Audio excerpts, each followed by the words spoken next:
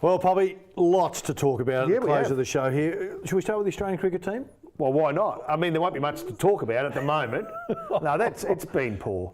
You know, though, it's cyclable, isn't it? I mean, this is the one that gets me. Buff Lehman took them over when they're in all kinds of strife. Did a good job. And did a terrific job. Yes. And now all of a sudden I hear people starting to go, oh, maybe Buff's lost the grip, maybe Buff can't. Is there any chance? Alan Border wrote a terrific article this week saying the players are the problem.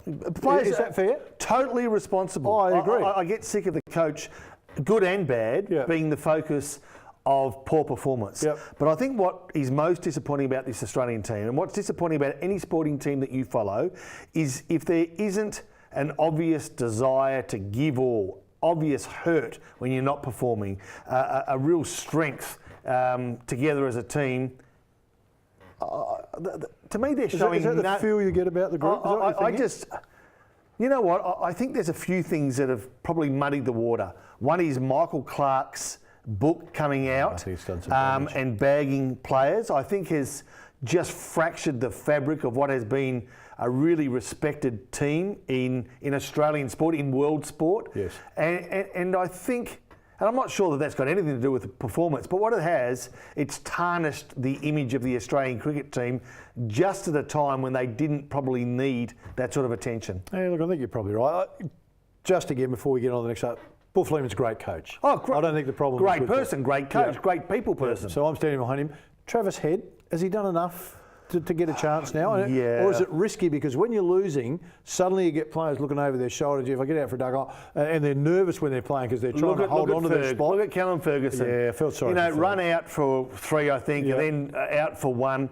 He had an opportunity, and I'm not saying it's gone yet, but I would have loved to see him stand up with a 40 or 50 in tough circumstances. Does he get say, he should have a I'm chance. here. I'd like to see him persevere. They need to persevere. With a couple of them. With a couple. So in relation to Head then, do you or do you not? It's a tough call. All right. Of course, this week, Joby Watson had to hand his Brownlow Well, medal. you'd agree Everybody's with that. Absolutely. You've been I on really his hammer. like Joby. No, I really like Joby. I don't know that you do. Oh, please. I think his dad's a ripper. Yeah, but we're talking Absolutely, about Joby. And Joby's a beauty. Yeah. But he's guilty. Is he innocent? All right, let me ask you this then. Is he innocent? I think he is innocent. And I'll tell you why I think he... Well, I'll tell you why. So now you're arguing with the High Court, the Supreme Court? Well, look, what I'm saying is, just recently, WADA's own records were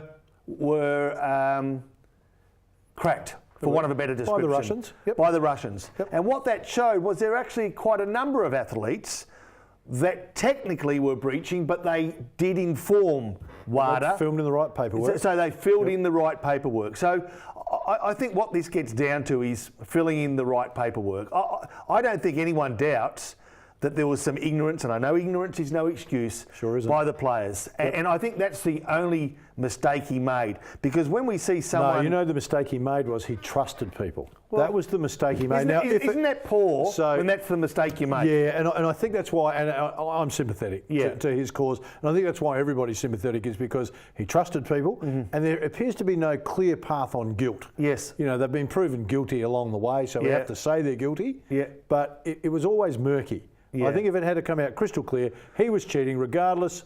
There were steroids involved. I don't like using the word cheating alongside that. I think laws were broken, bent, Yeah. But I just don't like the cheating. I don't like the cheating alignment with it. I think that's why it leaves a bit of a taste. But we have to go with what the legal system says. Legal system said he cheated. Yes. So he has to hand it back in. Just that it was so murky. Yeah. You know. Okay. So Mitchell and Cochin. Cochin. Yep. It's pretty sad for them, isn't it? It's a difficult. I mean, they the missed their moment. The AFL have said that they'll have an awards ceremony for them, but it doesn't. AFL. I think they have to, though. I think they have to. Well, they're deserving of it. I guess they'd probably be acknowledged in a better way. Probably next year's Brownlow medal. I'd imagine that they'd probably present them on a national scale at that time. I'd imagine. Now, the reason I missed last week's show, and I apologise to the viewers, they probably enjoyed it more, but... everyone was fine. Yeah, they were. I was up in Darwin, and I spent some time with Michael Long. Went to the Michael Long Centre. Michael Long.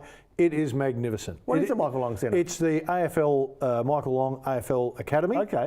It is sensational. As good as any AFL facility you go into, Poppy, with the pools, the setup, the accommodation, the gym. Brilliant. You reckon Longy might use it himself? Longy's not looking too bad. I tell you right now. Well, he's had some knee surgery. Yes. And he's dropped a bit of weight while he's had the knee surgery. But gee, it was good. And I ran into a friend of yours who said to say hello to you, Michael McLean. Mike. Magic.